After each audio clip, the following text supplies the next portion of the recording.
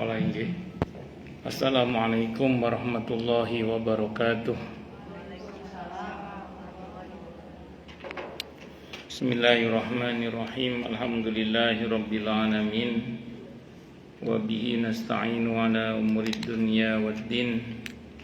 Wassalatu wassalamu ala asyrafil anbiya'i wal mursalin.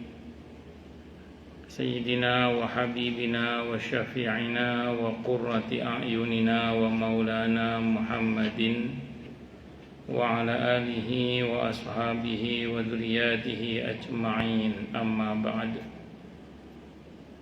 Ashhadu an la ilaha illallah wa ashhadu anna Muhammadar Rasulullah wa ufawwidu amri ilallah. Innallaha basirun bil ibad. Hasbiyallahu la ilaha illa huwa alaihi tawakkaltu wa huwa rabbul arsyil azim. Qala Allah ta'ala fi kitabihil karim hikayatan an nabiyillahi Musa alaihi salam.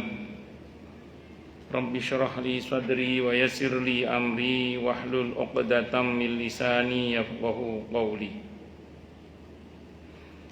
Para asatidah, para ibu-ibu sekalian, hafizoni wa hafizakunallah, bil khusus segenap pengurus majelis ta'lim ibu-ibu Masjid Baitul Jihad, yang semoga pengurusnya dan jamaahnya selalu dalam naungan rahmat, barokah, perlindungan serta bimbingan Allah Subhanahu wa ta'ala. Amin, Allahumma amin, insyaallah. Dan tentu saya doakan semoga kemuliaan ibu-ibu sekalian selalu dijaga dan tingkatkan terus oleh Allah Subhanahu wa ta'ala sebagai seorang muslimah, sebagai seorang istri, sebagai seorang ibu, dunia hingga syurga. Amin, Allahumma amin, insyaallah. Allahumma inna nas'aluka ilman nafi'a wa rizqan thayyiba wa amalan mutaqabbala wa fatahallahu lana futuhal arifin. Allahumma inna na'udzubika min ilmin la yanfa' wa amalin la yurfa' wa qalbin la yakhsha' wa du'a la yasma'. Allahumma ati anfusana taqwaha wa zakkiha anta khairum man zakkaha anta waliyuha wa maulaha. Amin, Allahumma amin, insyaallah. Izin minum dulu nih.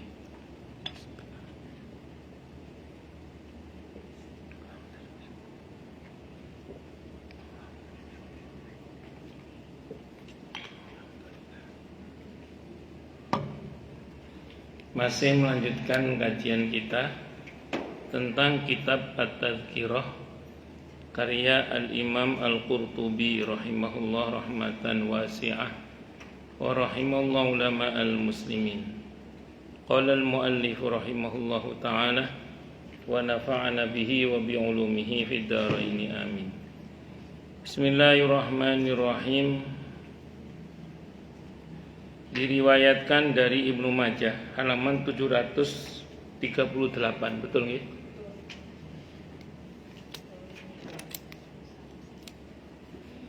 Diriwayatkan dari Ibnu Majah rahimahullah dari Abdullah ibn Abi Auf. Dia berkata, bersabda Rasulullah Muhammad sallallahu alaihi wasallam,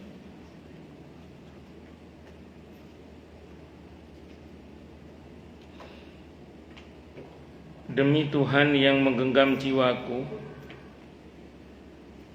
Allah lebih mengasihi terhadap hambanya daripada seorang ibu yang pengasih terhadap anaknya.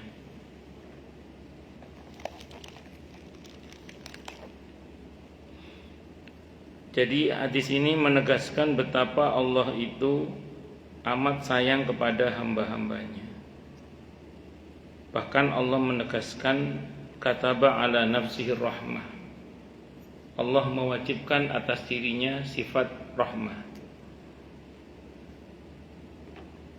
Bahkan kalau ada seorang hamba berbuat dosa yang mengundang murka Allah, secara bersamaan dia juga berbuat sesuatu yang mengundang rahmat Allah, maka yang dimenangkan adalah rahmat Allah. Misalnya dia segera bertobat atau segera menyusul keburukan dengan kebaikan, maka yang terjadi adalah ampunan, rahmat dan ampunan. Ini yang sering saya sampaikan di sini, bahwa Tuhan kita Allah itu tidak hanya Maha Pengampun, tapi juga Maha Pemaaf, bahkan hobinya memaafkan. Allahumma innaka afuun tuhibbul afwa fa'fu anni. Wahai Allah, Engkau adalah Zat yang Maha Pemaaf, Engkau senang memaafkan, maka maafkanlah hamba. Makanya kalau sampai ada seorang hamba yang wafat dalam keadaan belum diampuni oleh Allah, berarti kebuangan orang itu. Wong sudah bertuhankan Allah yang Maha Pemaaf, bahkan hobinya memaafkan. Kok menghadap kepada Allah dalam keadaan belum diampuni dan dimaafkan, berarti nampak kebuangan berarti. Itu satu dulu. Belum lagi pintu-pintu pemaafan Allah itu banyak sekali. Sehingga ada ulama yang mengatakan, andaikan pintu ampunan Allah hanya taubat, akan ada banyak orang yang tidak diampuni oleh Allah. Andaikan pintu ampunan Allah hanya taubat. Mengingat taubat itu ada syarat dan rukunnya, ada ketentuannya gitu maksudnya. Maka kita bersyukur pada Allah. Sabar itu juga merontokkan dosa, syukur juga merontokkan dosa. Bahkan kalau kita baca hadis Sahih Muslim, kalau orang itu diberi musibah yang tidak mengenakkan, kemudian dia bersabar, dosanya rontok seperti daun, seperti pohon yang merontokkan daunnya. Kalau dia diberi musibah yang gak enak, kemudian dia bersyukur, kok sanggup bersyukur? Dalam hadis qudsi, hadisnya riwayat Ahmad, hadisnya sahih li ghairihi, diampuni dosanya oleh Allah seperti bayi yang baru lahir dari rahim ibunya. Belum lagi amalan-amalan yang memang merontokkan dosa, seperti wudhu, seperti duduk di majelis ilmu, perjalanan menuju ke majelis ilmu, berangkat dari rumah untuk sholat di masjid. Sholat itu sendiri itu merontokkan dosa. Sehingga dikatakan dalam banyak riwayat, kalau orang berangkat mencari ilmu, malaikat memintakan ampun untuk yang bersangkutan. Ikan-ikan di lautan juga. Satu langkah pahala dihadirkan, dosa dihapus, derajat diangkat. Sholat itu sendiri dalam hadis riwayat Abu Nu'aim dalam kitab Hulyatul Auliya, hadisnya sahih. Ada dalam Sahih Fadilah Amal disebutkan, orang itu kalau sholat dosanya ditaruh di pundaknya.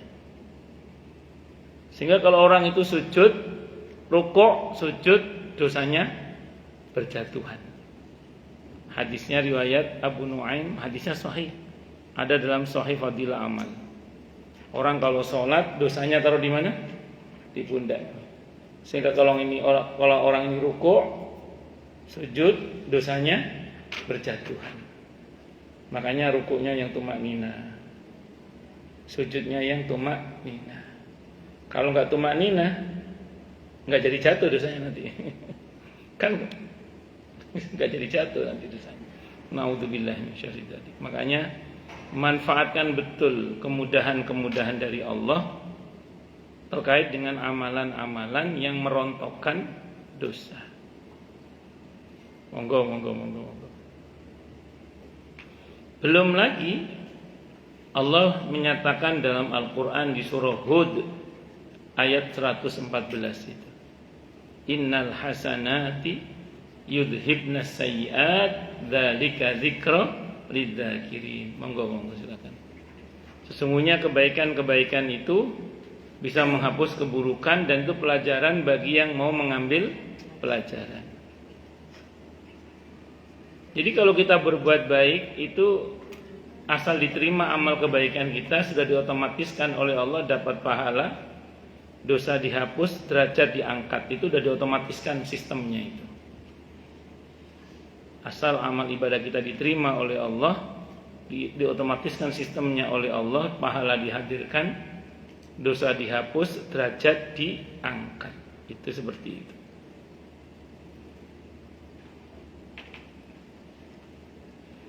Apalagi sholat itu dalam satu hadis yang lain disebutkan seperti mandi. Kata Nabi, andaikan di depan kamu ada sungai yang mengalir, yang airnya jernih, kamu mandi di situ 5 kali dalam sehari, apakah masih tersisa daki di badanmu? Tidak ya Rasulullah, itulah sholat, kata Nabi. Makanya kalau sampai ada umat Nabi Muhammad sallallahu alaihi wasallam menghadap kepada Allah kalau dalam keadaan belum diampuni, berarti apa? Kebuangetan berarti. Cek namanya. Kok segitu-gitunya gitu loh.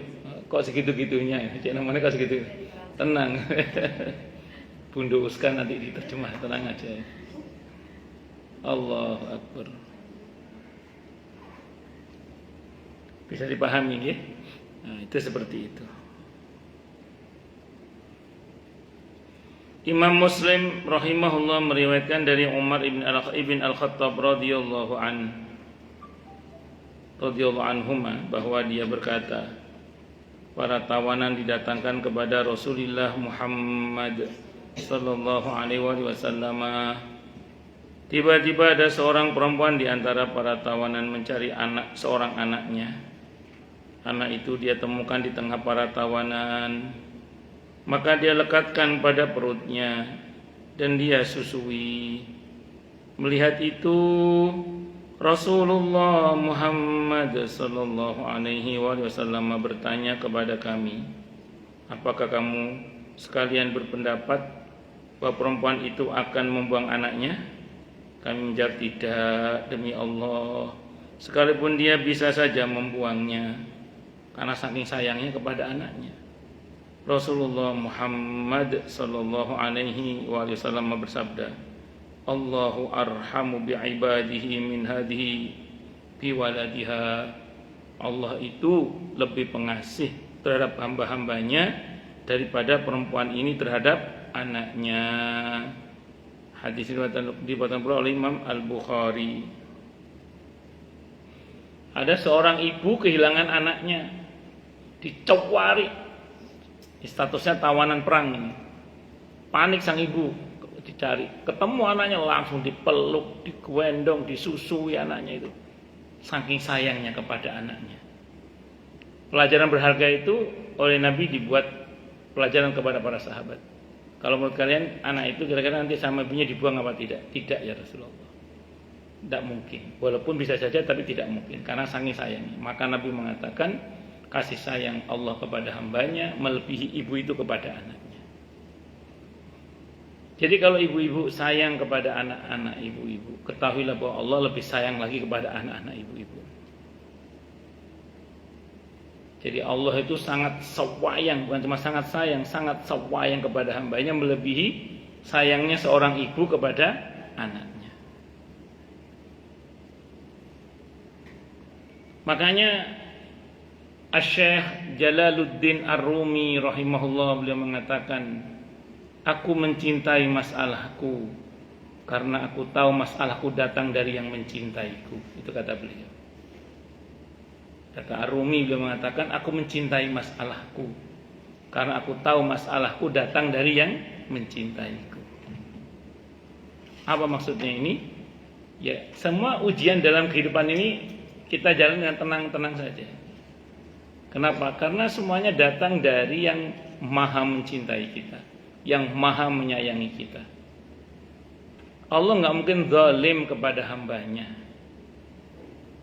Yang penting, kembali ke awal, konsep awal tadi, kita harus berusaha berbuat yang mengundang rahmat Allah. Bahwa kita mungkin punya salah yang mengundang murka Allah, segera sertai dengan perbuatan yang mengundang rahmat Allah. karena murka Allah dikalahkan dengan rahmatnya. Dan Allah mewajibkan dirinya untuk sifat rahmah itu. Sebagai manusia biasa, mungkin kita pernah berbuat salah, segala istighfar, astagfirullah, astagfirullah. Atau segera susul kebaikan, keburukan dengan kebaikan-kebaikan. Namanya orang kadang remnya blong. Yang penting jatuh bangun lagi, kotor mandi lagi, jatuh bangun lagi, putus sambung lagi, bengkok diluruskan lagi. Jangan pernah capek, terus sampai kita ketemu dengan Allah Subhanahu wa ta'ala. Itu rumus itu. Bisa dimengerti ya insyaallah ya. Nah, itu diantaranya. Pun lanjut. Allahu Akbar. Ada seorang ulama yang ditanya, kenapa engkau tampak ceria terus? Air mukamu kok tampak ceria terus? Kata sang ulama mengatakan, saya malu kepada Allah kalau saya bermuka muram, sementara urusanku semuanya di tangan, dalam tanda kutip, Allah Subhanahu wa ta'ala. Sementara urusanku semuanya dalam genggaman Allah Subhanahu wa ta'ala. Ada ulama lain yang mengatakan, membuat perumpamaan, kita itu naik bis, gak kenal sama supirnya itu. Tapi ya kita tenang. Kenapa? Karena kita percaya. Kita naik pesawat gak kenal sama pilotnya, tapi kita tahu yang nyupir itu pilot, ya kita tenang. Kata para ulama, yang mengendalikan hidup kita itu Allah. Lalu kenapa kita tidak tenang? Padahal Allah itu yang maha dalam segala-galanya. Allahu Akbar. Tapi Ustaz, kan tidak bisa dipungkiri sedih itu pasti ada. Khawatir itu pasti ada. Takut itu pasti ada. Sebenarnya semua itu Allah buat semata-mata untuk menyadarkan betapa kita ini lemah. Lemah dan butuh pertolongan Allah. Makanya ini rumus. Kalau selagi masih bisa dipikir tidak apa-apa. Kalau selagi masih bisa dipikir tidak apa-apa. Tugas perintah berpikir itu ada dalam Al-Quran. Tapi kalau udah mulai overthinking, mulai berlebihan, stop. Karena tidak ada perintah pusing itu tidak ada dalam Al-Quran. Makanya saya maaf kalau ada orang yang ngomong gini, udah jalani aja, nggak usah dipikir. Itu saya tidak setuju. Kenapa? Karena perintah berpikir dalam Al-Quran, kata para ulama, jumlahnya hampir sama dengan perintah berzikir. Afala taqilun, afala tatafakkarun, afala yatadabbarun al-Quran, afala banyaklah itu. Tapi kalau udah mulai pusing, udah jalani aja, gak usah pusing. Nah, saya setuju itu. Kalau itu udah jalani aja, gak usah pusing. Kalau itu saya setuju. Kenapa? Karena perintah pusing tidak ada dalam Al-Quran. Makanya saya pribadi itu ada masalah gitu ya. Selagi masih bisa saya pikir. Karena itu perintah, berpikir itu perintah. Saya turut aja perintah Allah berpikir. Bisa gini. Tapi ada masa di mana kan tidak tergambar solusinya, nggih. Mentok wis. Iso apa wae? Bisa apa kita? Lakukan yang bisa, yang nggak bisa serahkan pada Allah udah. Makanya kadang kalau sudah mulai berlebihan tuh overthinking itu, saya marahi diri saya. Kayak yang ngatur hidup kamu itu kamu. Emang yang ngatur hidup kamu itu kamu. Yang ngatur nasib kamu itu kamu. Emang yang menentukan hidup kamu itu kamu, bukan Allah. Serahkan sama Allah. Serahkan kepada Allah. Selagi bisa dipikir ya dipikir, gak bisa dipikir serahkan sama yang menciptakan kita. Siapa? Allah Subhanahu wa ta'ala. Allahu Akbar.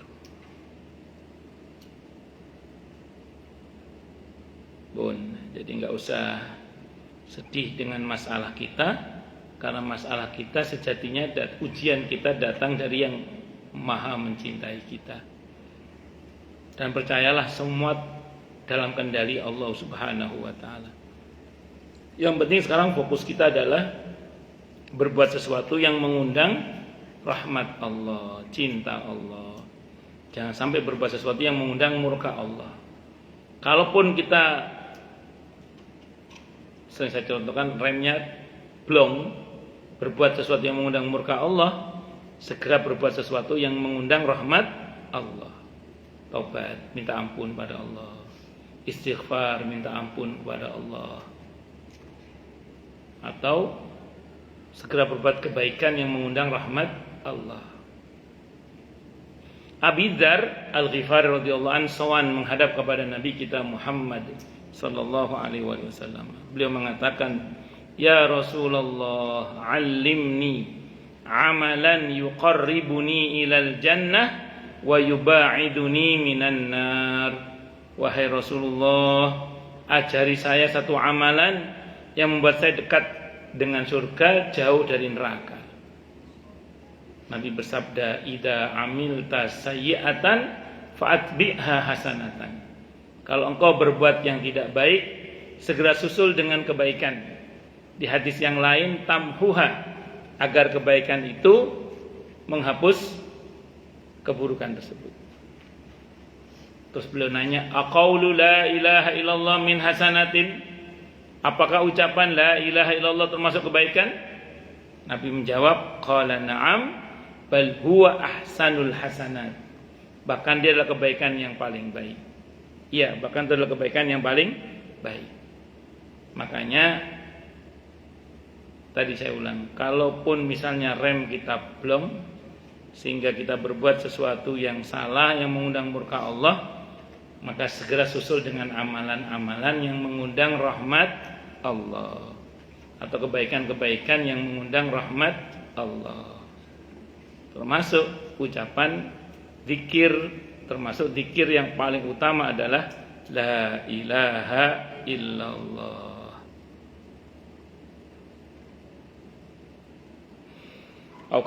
Abu Ghalib menceritakan, saya telah berkali-kali datang kepada Abu Umamah di Syam.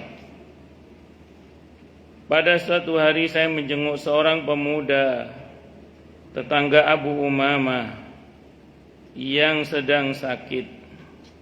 Di sisinya ada seorang pamannya. Dia berkata kepadanya, "Hei musuh Allah, bukankah aku telah menyuruhmu?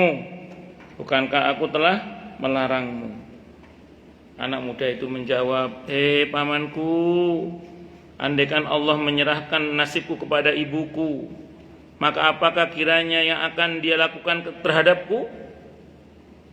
Dia akan memasukkan kamu ke surga," kata pamannya.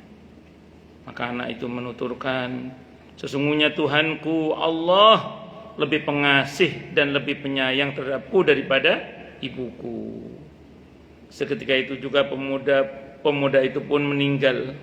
Kemudian ketika pamannya mengurus jenazah mayatnya, mensolatkan dan melanjutkan akan dia masukkan ke dalam liang kubur, saya ikut masuk ke liang itu bersama pamannya.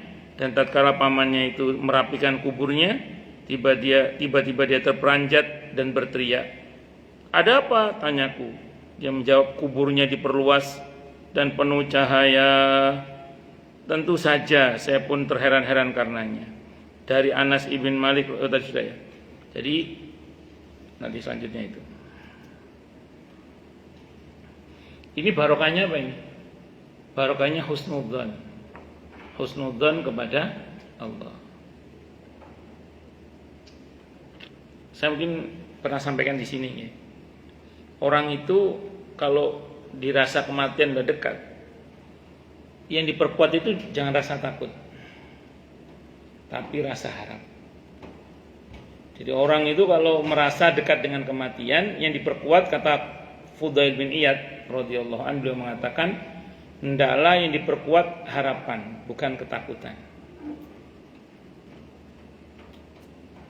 Kalau mengemuka antara rasa harap dan rasa takut, yang diperkuat adalah husnudzan, baik sangka kepada Allah. terutama kalau sudah dekat dengan kematian. Kalau masih normal begini, dua-duanya harus dipakai, khauf dan roja. Khauf itu ibarat rem dalam kendaraan, kalau roja itu harapan lebih seperti gas di dalam kendaraan. Orang kalau ngegas terus nggak ada remnya ya bahaya. Ngerem terus nggak ada gasnya, nggak jalan-jalan. Dua-duanya harus seimbang. Tapi kalau kita bicara terkait dengan menjelang kematian, kalau merasa dekat dengan kematian kan mesti gimana Ustaz?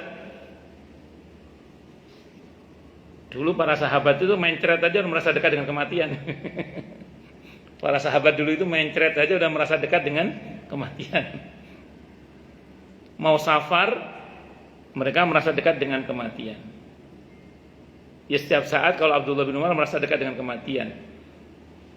Ya ini soal rasa sih ya. Ada masa di mana kadang ketika orang itu sakit, rasanya kok dekat dengan kematian. Ya, pokoknya kata Fudail bin Iyad begitu. Pokoknya kalau sudah merasa dekat dengan kematian, perkuat harapan, jangan ketakutan. Perkuat husnudzan, baik sangka kepada Allah.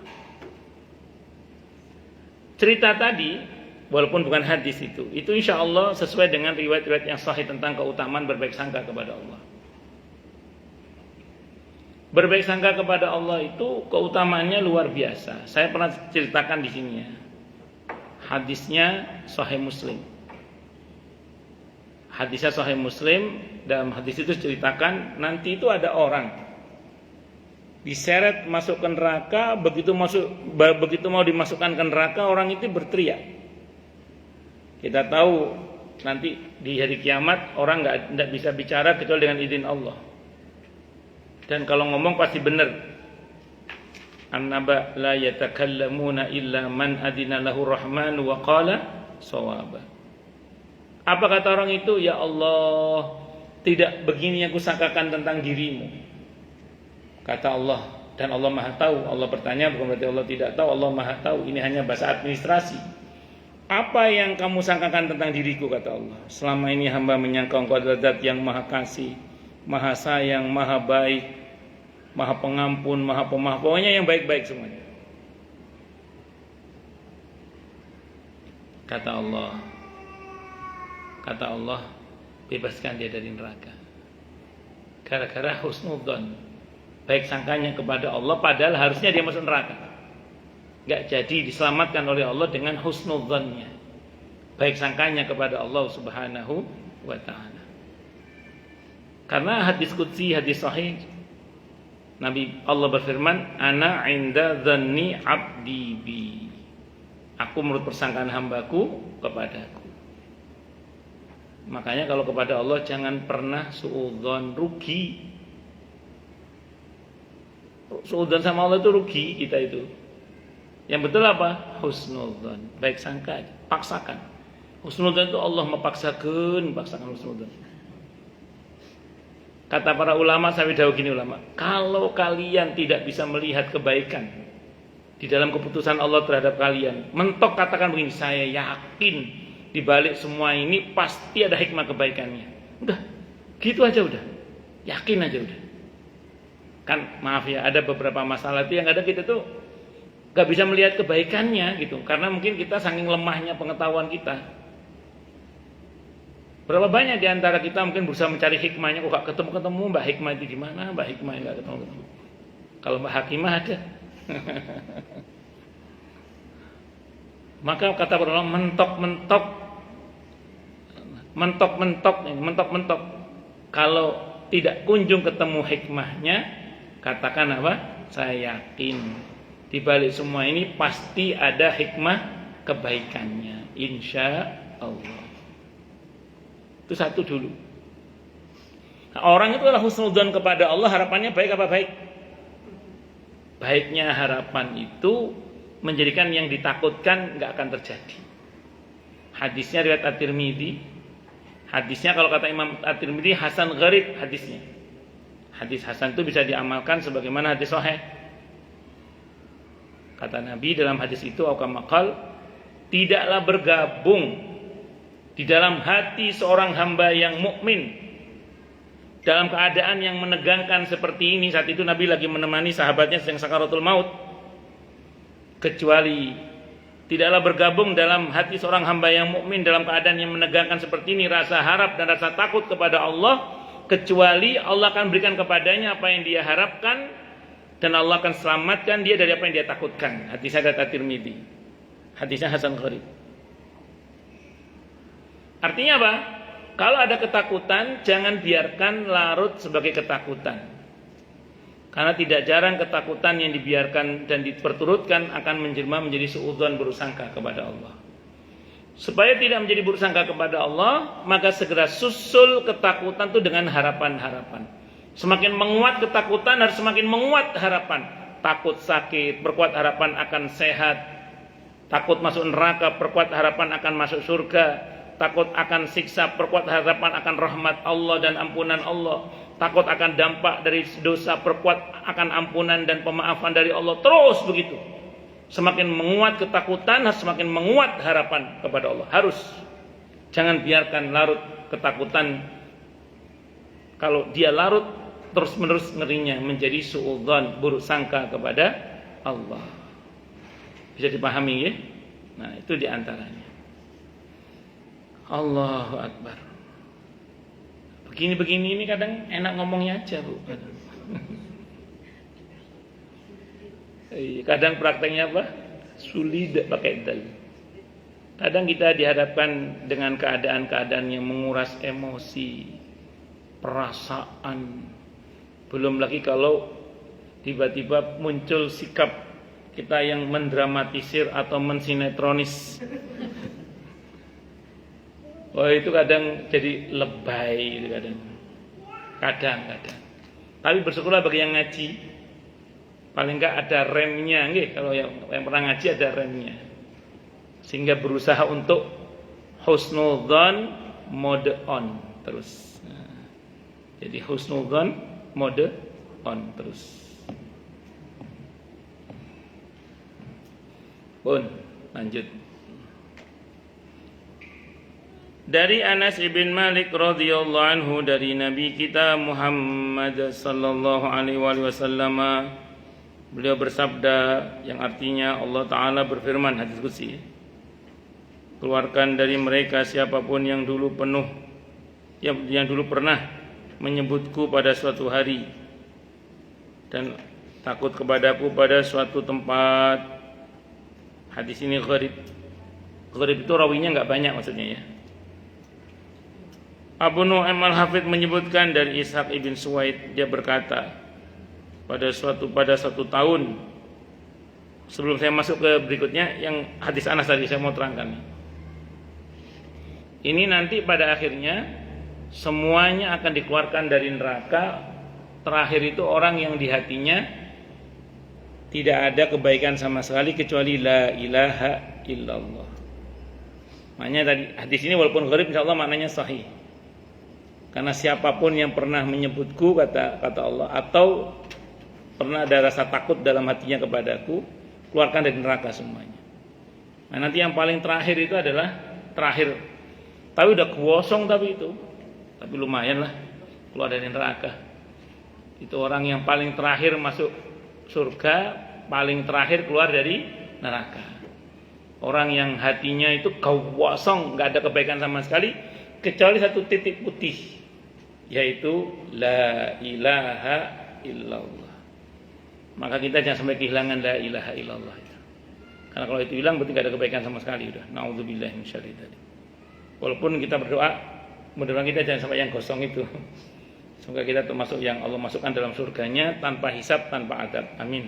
Allahumma amin insyaallah.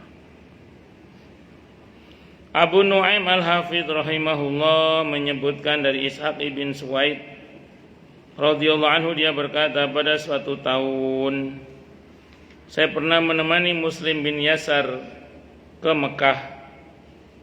Di waktu itu tidak sepatah kata pun yang saya dengar darinya, sehingga sampailah kami di Datu Irqin. Kata Abu Nu'aim melanjutkan riwayatnya, kemudian Muslim. Kemudian Muslim menceritakan kepadaku, telah sampai kepadaku suatu berita bahwa pada hari kiamat ada seorang didatangkan di hadapan Allah Ta'ala, maka dia memerintahkan periksalah kebaikan-kebaikannya. Lalu diperiksa, ternyata tidak ada satupun kebaikan. Naudzubillah. Selanjutnya Allah Ta'ala memerintahkan periksalah keburukan-keburukannya, dan ternyata dia mempunyai banyak keburukan. Maka diperintahkanlah dia masuk ke neraka. Dia pun berlalu menuju ke neraka. Kemudian dia menoleh. Maka Allah Ta'ala memerintahkan, kembalikan dia padaku. Kenapa kamu menoleh? Dan Allah Maha tahu tentunya. Orang itu menjawab, ya Tuhanku, ini bukanlah yang hamba sangka atau hamba harapkan kepadamu. Agaknya Ibrahim merawi hadis ini ragu. Kamu benar, kata Allah. Lalu orang itu pun disuruh masuk ke surga. Saya katakan hadis ini diriwayatkan secara marfu. Marfu itu terangkat sampai ke Rasulullah Muhammad sallallahu alaihi wasallam oleh Ibnu Mubarak. Dia berkata, telah mengabarkan kepada kami Rushdin ibn Sa'ad dari Abu Hani Al-Khawlani dari Amr ibn Malik, bahwa Fudalah ibn Ubaid dan Ubadah ibn As-Samit radhiyallahu anhuma menceritakan kepadanya bahwa Rasulullah Muhammad sallallahu alaihi wasallam bersabda, apabila hari kiamat telah terjadi dan Allah telah usai dari mengadili di antara makhluk-makhluknya, maka tinggallah dua orang lelaki. Keduanya disuruh bawa ke neraka. Namun salah seorang dari keduanya menoleh, maka Allah yang Maha Perkasa memerintahkan, kembalikan dia kemari. Maka para malaikat pun mengembalikan orang itu. Lalu ditanya, kenapa kamu menoleh? Dia menjawab, dulu hamba berharap engkau memasukkan hamba ke surga, maka dia pun disuruh masuk surga.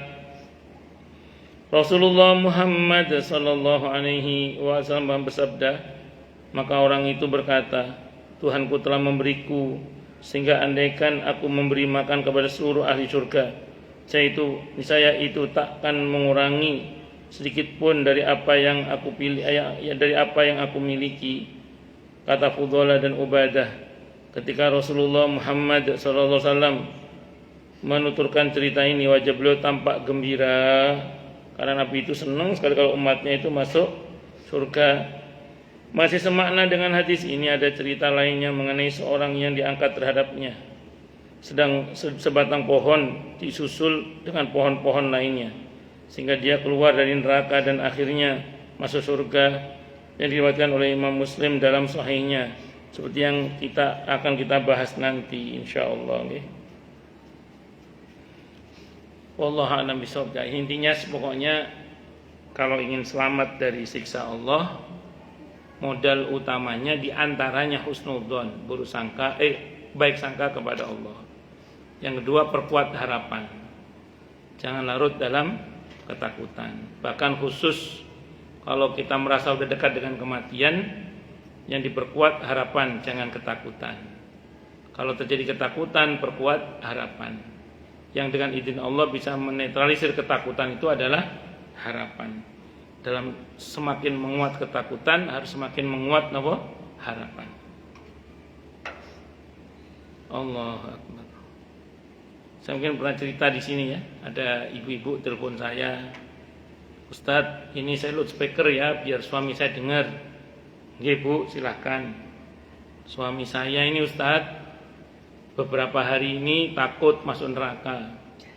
Ya, takut mati dalam keadaan kafir, takut dosa. Saking takutnya Ustadz, sampai sholat malamnya rajin, ibadahnya rajin.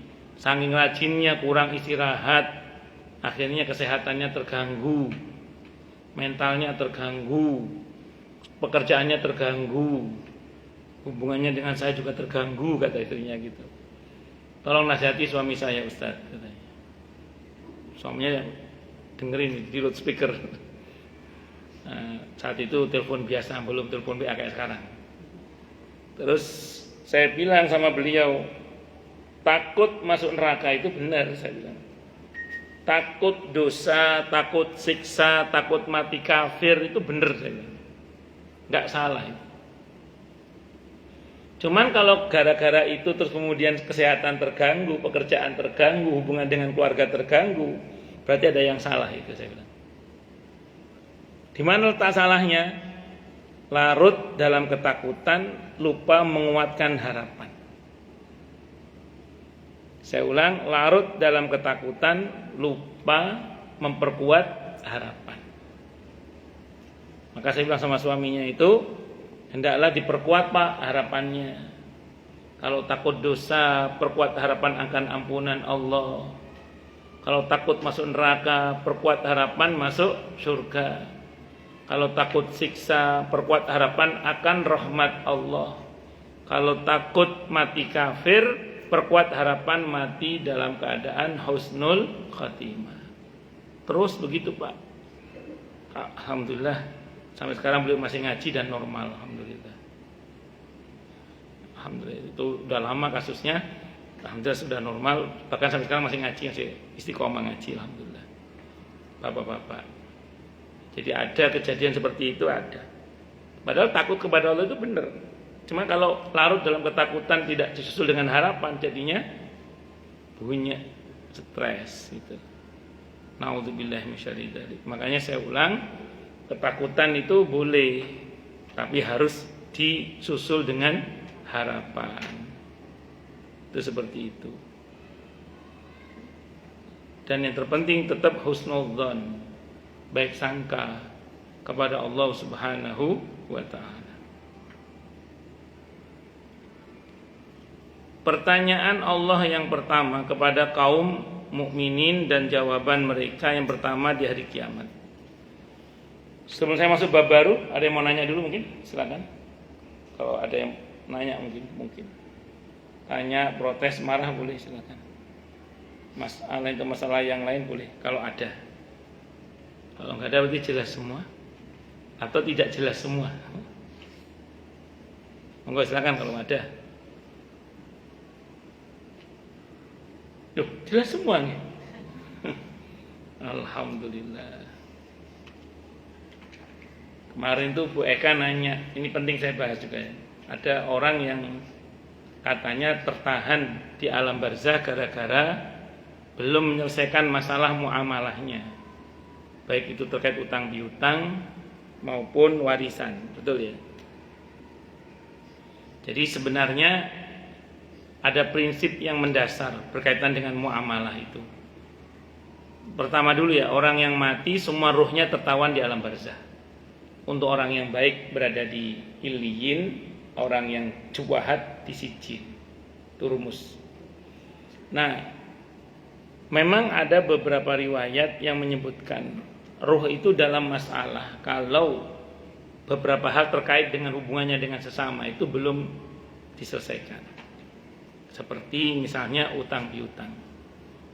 Nah, namun dalam riwayat Bukhari diantaranya disebutkan orang itu kalau berhutang dan dia berniat membayar hutangnya, maka Allah akan bantu dia untuk membayarnya. Kalau sampai wafatnya tidak selesai hutangnya, maka hutangnya dalam jaminan Allah.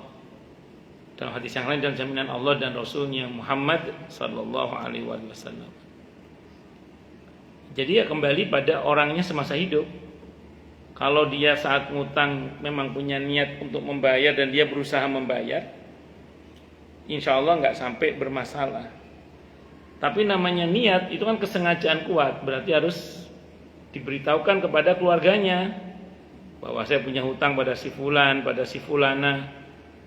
Jangan sampai nggak diomongkan sebagai bukti bahwa dia serius mau bayar.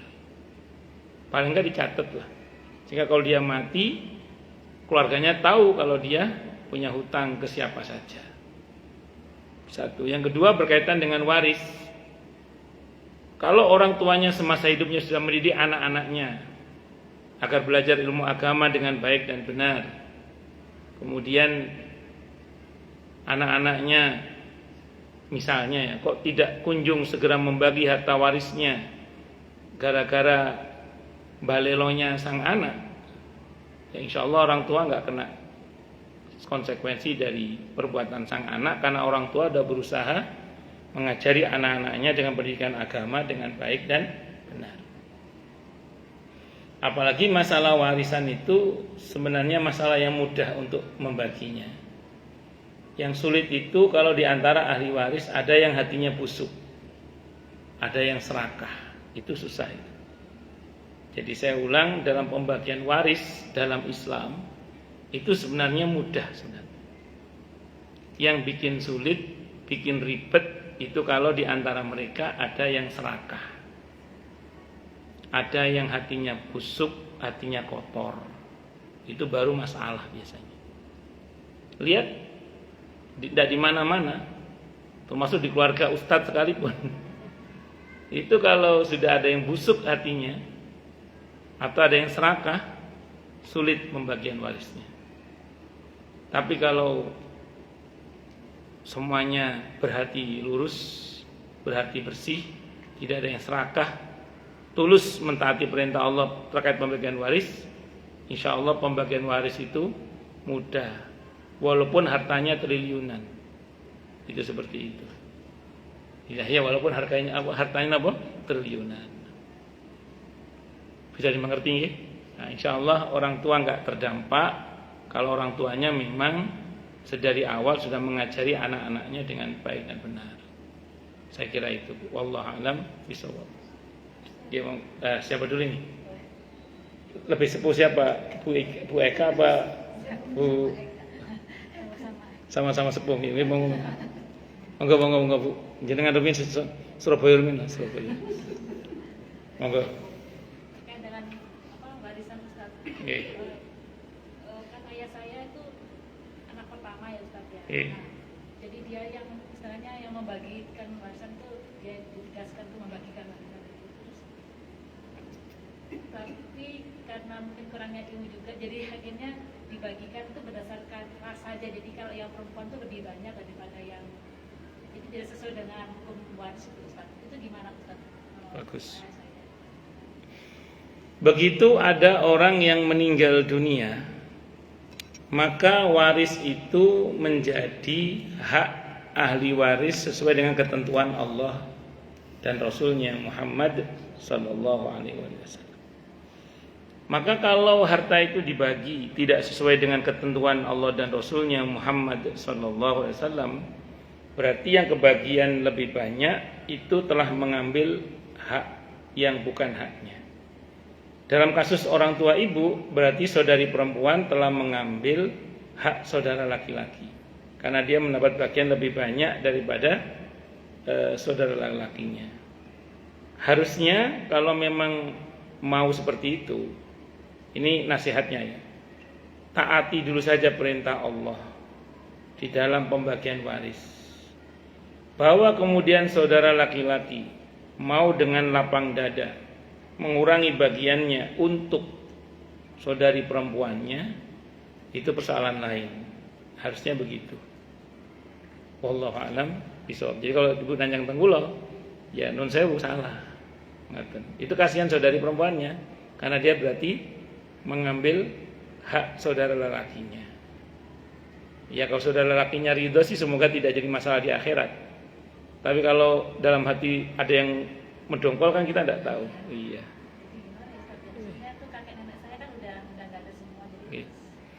Ya kalau memungkinkan kumpul lagi dibagi ulang.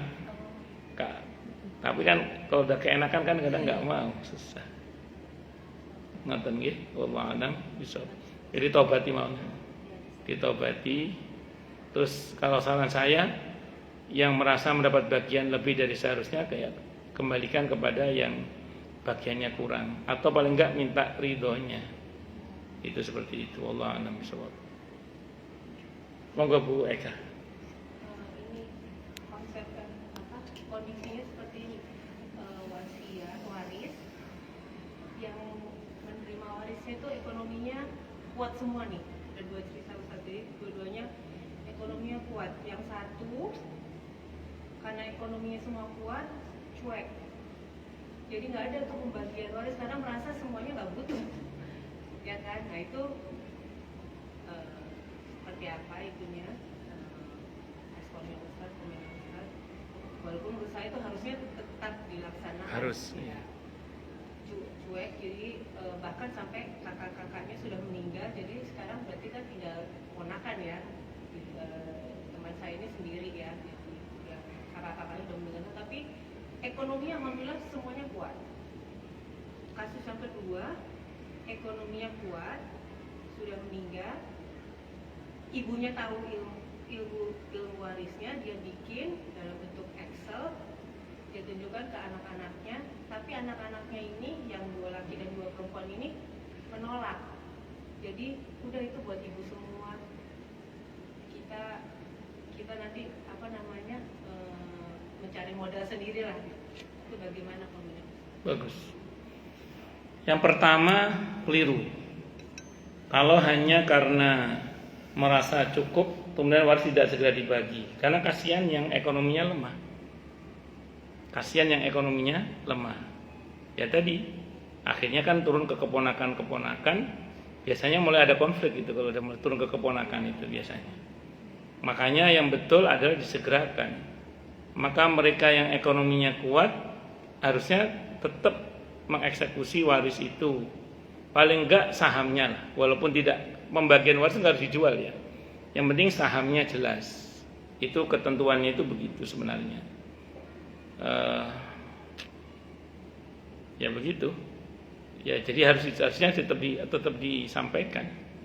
Itu seperti itu. Itu pertama. Walaupun tidak butuh. Bahwa nanti kemudian dia terima terus dia bagikan ke saudaranya nggak ada masalah. Kayak jamaah saya kan ada yang begitu. Dia terima warisnya tapi terus diberikan kepada adiknya perempuan yang menurut dia butuh. Silakan aja, tidak apa-apa. Kalau memang dia merasa sudah berkecukupan itu. Walaupun biasanya kalau itu dalam bentuk aset tanah atau rumah, di belakang hari biasanya ngedumel anaknya itu.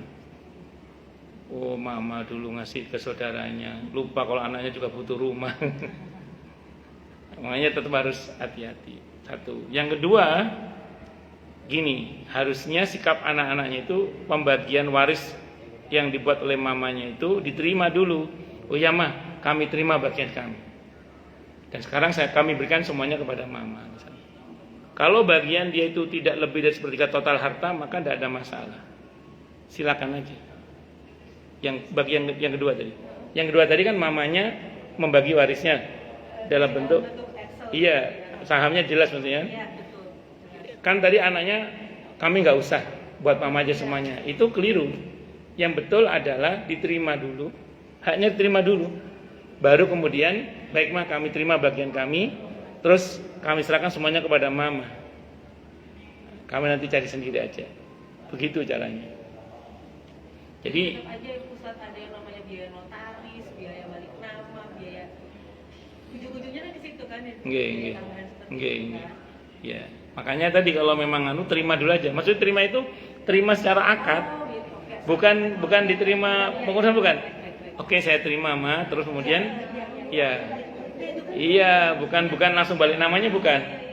Jadi pembagiannya itu diterima dulu pembagiannya, baru kemudian diserahkan gitu. Wallahu a'lam bishawab. Ngoten nggih? Nggih. Untuk kasus pertama jadi memang tetap dibutuhkan waktu untuk duduk bersama dan membahas. Harus. Itu yang maksudnya Islam menginginkan seperti itu. Harus. Ustaz, Nggih, Bang. masalah utang piutang yang tadi. Kan utang itu harus kita pertanggungjawabkan sampai kita di akhirat juga. Betul. Misalnya nggak sampai. Ini Betul. ceritanya begini nih agak rumit ini. Si A ini punya teman si B. B ini kesulitan keuangan karena bisnis lah. Dia pinjam ke si C. Terus C ini mau meminjamkan ke si B karena si A ini dia kenal ya keponakan dia lah gitu. Dan keponakannya dia ini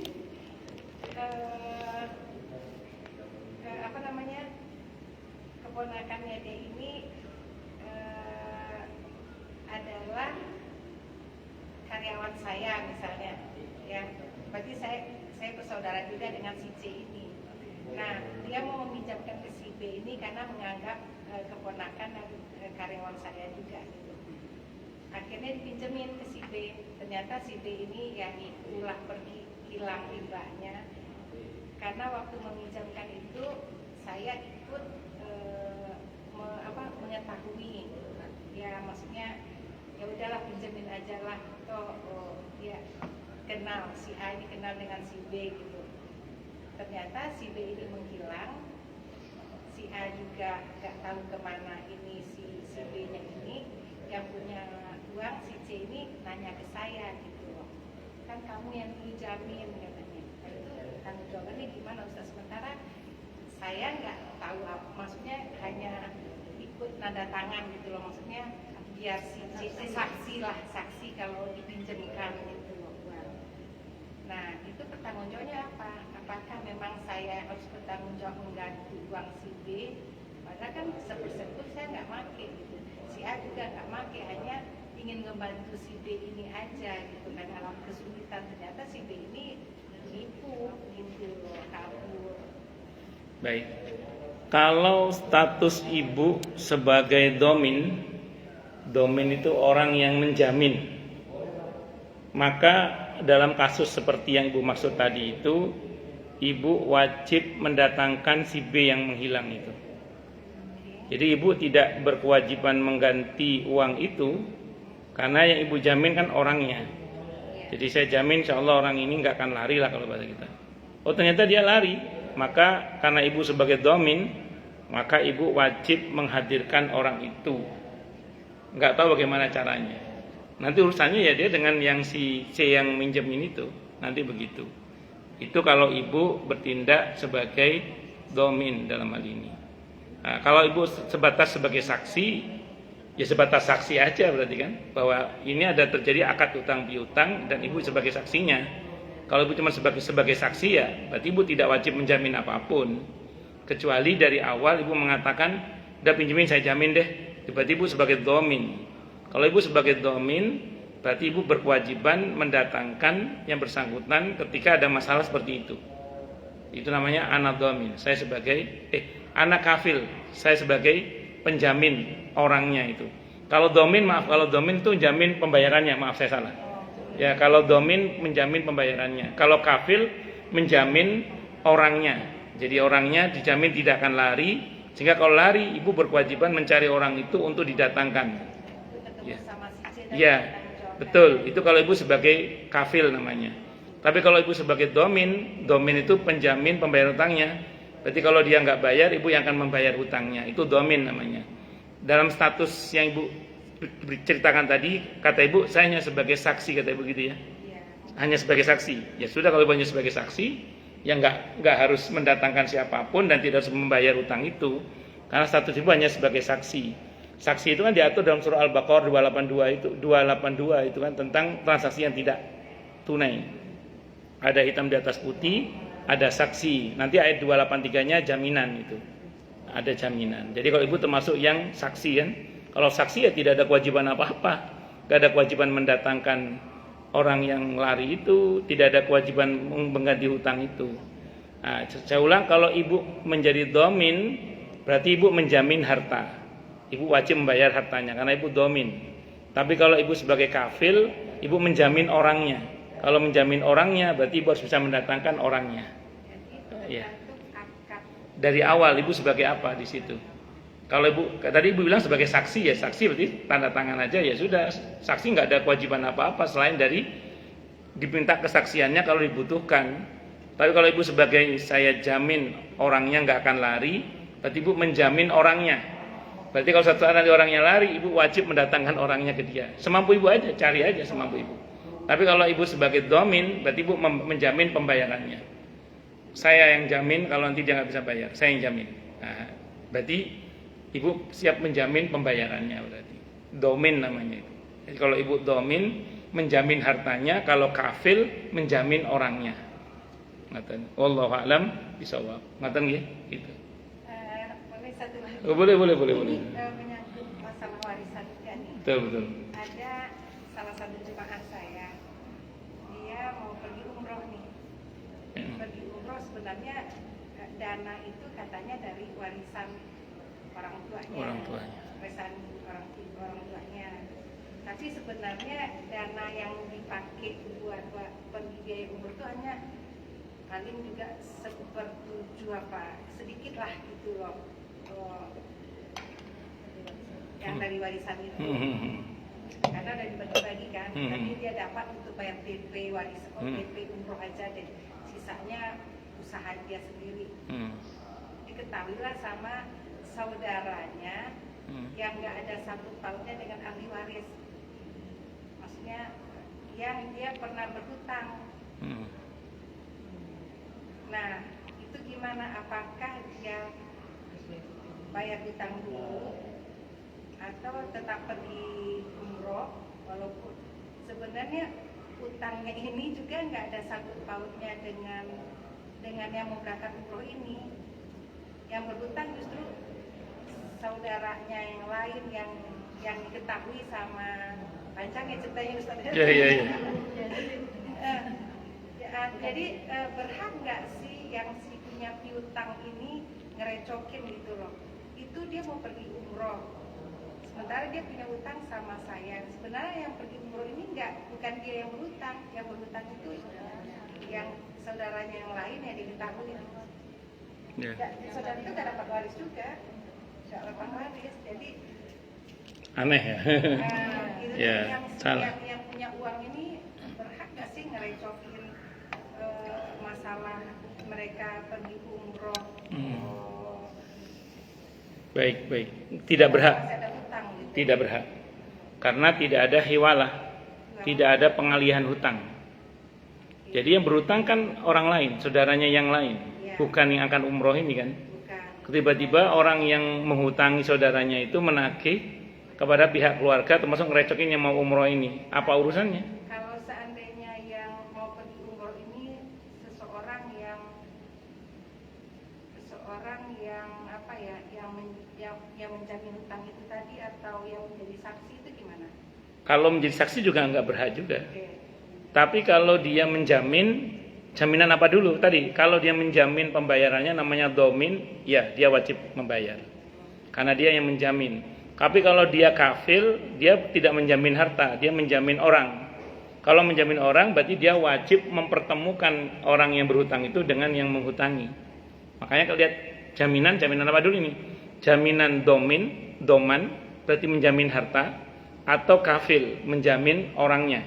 Jadi kalau menjamin orangnya, datangkan orangnya. Tapi kalau dia sebagai saksi saja, nggak ada kewajiban apa-apa. Saksi kan cuma menjadi saksi saja bahwa ya saya tahu dia punya hutang kepada si fulan, itu aja cuman. Nggak ada kewajiban apa-apa saksi itu. Jadi Kalau saksi. Seseorang yang tidak ada sebagai ahli waris, hanya mendengar ada warisan nggak berhak untuk ikut campur Betul. dan warisan. Betul. Dan itu tidak, selama tidak ada hiwalah juga. Hiwalah itu pengalihan hutang. Selama tidak ada pengalihan hutang juga. Dan selama dia bukan domin, orang yang menjamin pembayaran hutang itu, menjamin hartanya.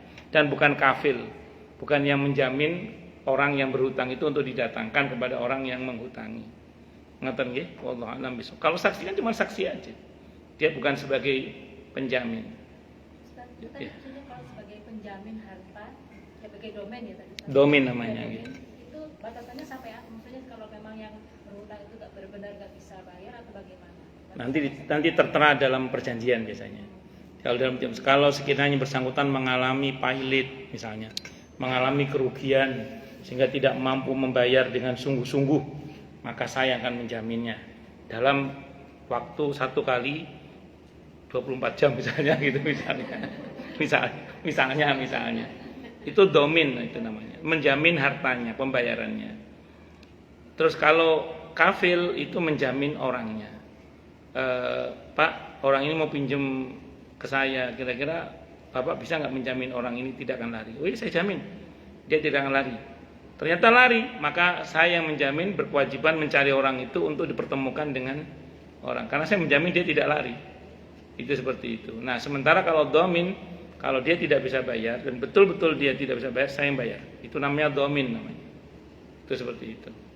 Nah, kalau hiwala pengalihan hutang gitu. Jadi misalnya Ada orang punya hutang sama ibu. Terus kemudian orang ini mau ibu tagih, ngomong, "Bu, saya tidak punya kemampuan membayar. Nah, tapi ada orang punya utang sama saya senilai dengan utang saya ke ibu. Saya tak ngomong dulu ke orangnya, nanti kalau ibu berkenan, nanti ibu nagih sama dia saja." Nah, ini dalam hal ini namanya hiwala, pengalian hutang namanya. Namanya hiwala. Wallahu alam bishawab. Kalau ibu mau, dia mau, ya deal. Dan perintah Nabi sih harus mau. Karena kan dia punya hutang, punya kewajiban bayar sama. Daripada ibu nggak jelas ke saya, mending ke orang ini aja. Orang ini biasanya kasus ini gini biasanya. Misalnya ABC ya, ABC ibu, B dia A, ini C. Si A ini nggak berani nagih ke C. Nah, karena ibu istrinya polisi, kan siapa tahu dia takut itu hiwala biasanya gitu, hiwala itu. Iya, hiwala itu biasanya gitu, hiwala itu. Nah, kan lumayan buatan. Itu seperti itu. Wallahu alam bishawab. Itu dalam fikih-fikih muamalah itu gitu. Wallahu alam bishawab. Nah, jadi punduk uska kalau memang sebagai saksi, nggak ada kewajiban apapun kalau memang sebagai saksi. Kecuali kalau punduk uska sebelumnya memang berkomitmen untuk menjamin pembayarannya, atau punduk uska menjamin orangnya tidak akan lari, maka punduk uska harus mendatangkan orang itu. Gitu aja sih. Kalau sebagai saksi nggak ada kewajiban apa-apa. Saksi itu cuma diminta kesaksiannya aja, tidak lebih dari itu. Ada lagi atau cukup dulu? Cukup nggih? Kita tutup dengan hamdalah. Alhamdulillahirabbil alamin. Semoga kajian kita bisa bermanfaat, mubarakah fid dini wad dunya wal akhirah untuk kita, keluarga kita dan seluruh umat Islam semuanya. Dan mudah-mudahan kita semua dijadikan oleh Allah sebagai orang-orang yang sukses dunia akhirat, selamat dunia akhirat, bahagia dunia akhirat, dan dipermudah urusan kita oleh Allah fid dini wad dunya wal akhirah. Semoga Allah limpahkan hidayah selalu untuk kita. Semoga Allah tingkatkan selalu hidayah untuk kita. Dan semoga Allah berikan hidayah untuk siapapun yang melihat kita. Subhanakallahumma bihamdika asyhadu an la ilaha illa anta astaghfiruka wa atubu ilaik. Sallallahu alaihi Muhammad wa ala alihi washabihi wasallam. Saya mohon maaf. Wassalamualaikum warahmatullahi wabarakatuh.